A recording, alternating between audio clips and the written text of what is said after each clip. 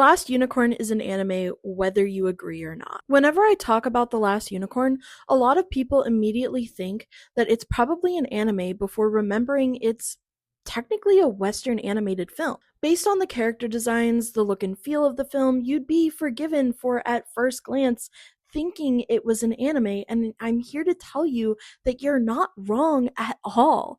It's an anime. The story and production of The Last Unicorn, in my mind, is a testament to cultural exchange and collaboration, and it makes for a film that highly respects its audience, due in part to how, behind the scenes, it greatly respects its artists.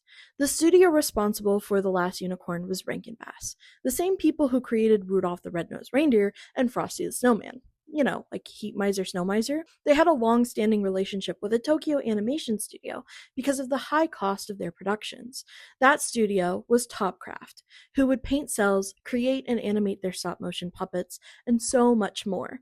This working relationship greatly influenced The Last Unicorn, and the key Japanese studio artists went on to become what's now known as Studio Ghibli. The Last Unicorn was originally intended for Warner Brothers, but went through a series of drop studios until landing on Rankin Bass, who allowed the author of the original book it was adapting pretty much creative control.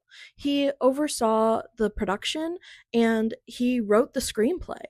However, much of the visual language and feel can be attributed to Sugiyuki Kubo, who was a co-storyboard artist and co-concept artist. His work is also amazing and beautiful, and I'll insert it here. Most of the animators and production designers that established the style and feel for The Last Unicorn would be handpicked to animate and direct on Nausicaa of the Valley of the Wind in 1984.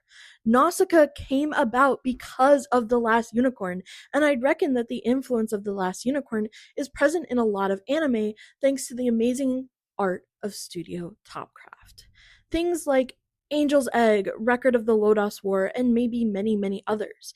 And of course, it has a profound impact on Studio Ghibli to this very day, since a lot of the people who worked on it are still working on Studio Ghibli. The Last Unicorn is a film that's a collaboration between Japan and the US, but I would argue it's distinctly Japanese despite how they would avoid certain Japanese animation techniques popular at the time to appear more Western. So The Last Unicorn to me will always be anime. No argument about it. However, there's an argument to be made that just because something's created in Japan doesn't make it anime, but I really think that the argument falls flat when you realize how much creative input the Japanese artists behind Topcraft had on the film and how their influence is so important to it.